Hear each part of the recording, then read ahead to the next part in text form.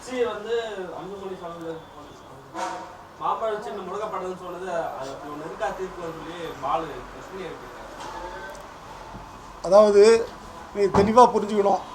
அதாவது 33லையும் சொல்லியிருக்காங்க, 34லையும் சொல்லியிருக்காங்க, 35லையும் சொல்லியிருக்காங்க, 36லையும் சொல்லியிருக்காங்க, 37லையும் சொல்லியிருக்காங்க, 38லையும் சொல்லியிருக்காங்க. பத்தியில் அந்த உத்தரவில் நீங்கள் படித்தீங்கன்னா தெரியும், தெளிவாக இருக்குது.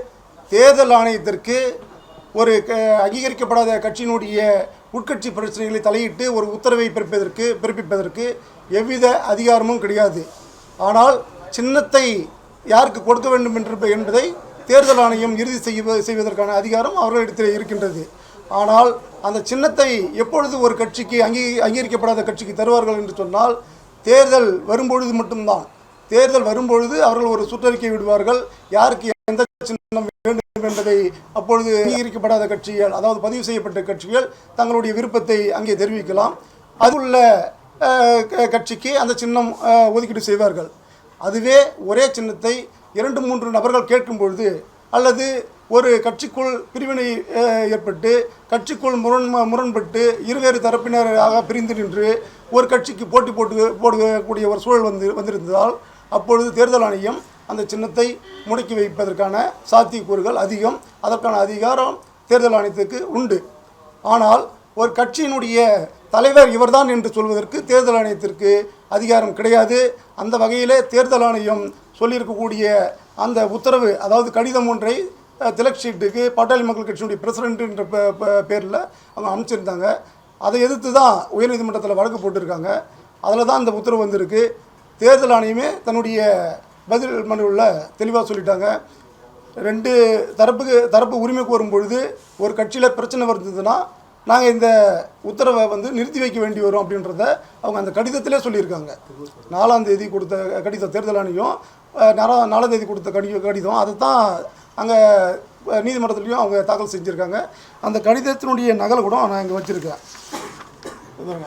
4/12/2023 இந்த கடிதத்தை தான் அவங்க தேர்தல் ஆணையம் நீதிமன்றத்தில் தாக்கல் செஞ்சுருக்காங்க. நான் ஆரம்பத்தில் சென்னை உயர்நீதிமன்றத்தாண்ட ஒரு பேட்டி கொடுக்கும்பொழுது கூட நான் சொல்லியிருக்கேன், எங்களுக்கு தான் கொடுத்தது தேர்தல் ஆணையம், எங்களுக்கு தான் கொடுத்ததுன்னு சொல்லி அவங்க அன்புமணி அவர்கள் தரப்பில் சொல்லியிருக்காங்க. அப்போ உங்களுக்கு தான் கொடுத்ததுன்னா எதன் அடிப்படையில் அதை கொடுத்தாங்க?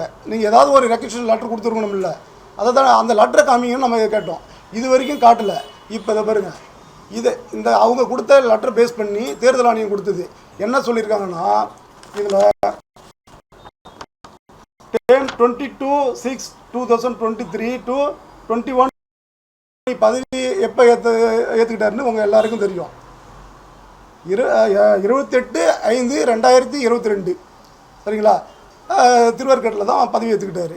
அந்த பதவி ஏற்றப்போ செங்கோலை கொடுத்தது யாருன்னா இப்போ கௌரவ தலைவராக இருக்கக்கூடிய எங்களுக்கு 25 ஆண்டு காலமாக மருத்துவர் ஐயாவோடு பாட்டாளி மக்கள் கட்சியின் தலைவராக இருந்த GKM அவர்கள் தான் தலைவராக இருந்து தன்னுடைய பொறுப்பை ஐயா சரி அவருக்கு அன்புமணிக்கு விட்டு கொடுங்கன்னு சொல்லும்பொழுது எந்தவித எதிர்ப்பும் காட்டாமல் கொடுத்துட்டு அந்த செங்கோல் ஒன்றை அவர் கொடுத்துருப்பார். நீங்கள் அந்த படத்தில் கூட பார்த்துருப்பீங்க, வீடியோ பார்த்துருப்பீங்க, நீங்களும் வந்திருப்பீங்க, அங்கே உங்களுக்கு ஊடக நண்பர்களுக்கு தெரியும். 28/5/2022 பதவி ஏற்றதை அப்பட்டமாக மறைச்சி போலி ஆவணம் தயார் செய்து 22/6/2023 தான் அவர் பதவியேற்றதா தேர்தல் கமிஷனுக்கு கொடுத்துருக்காரு. அதை பேஸ் பண்ணி தான் அவங்க சொல்லியிருக்காங்க 22/6/2023 21/6/2026 வரைக்கும் 3 ஆண்டுகள் அன்புமணி தலைவராக இருக்கின்றார் அப்படின்னு தேர்தல் ஆணையம் கடிதம் கொடுத்துருக்கு.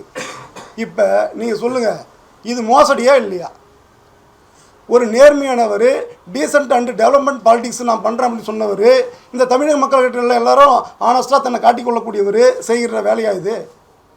தர்மம் நியாயத்தை பற்றி பேசுகிறாங்க.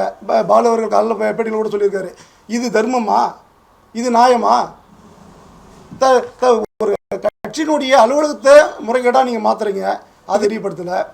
கட்சியில் பொதுக்குழு தீர்மானம் செஞ்சு பொதுக்குழு தான் தேர்ந்தெடுத்தது 2022. ஆனால் நீங்கள் 2023 தான் பதவியேற்ற மாதிரி சொல்லி 3 ஆண்டுகள் எனக்கு 2026 வரைக்கும் பதவி இருக்குதுன்னு சொல்கிறீங்க. உங்களுடைய பதவிக்காலம் 28/5/2025 முடிந்து விட்டது.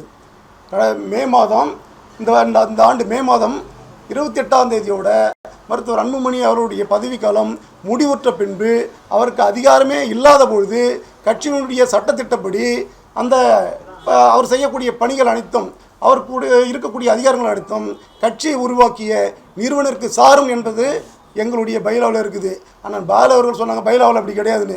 அவர் தான் அப்பப்போ ஏதாவது இது மாதிரி ஃபோர்ஜரியாக கிரியேட் பண்ணுவார் இல்லை.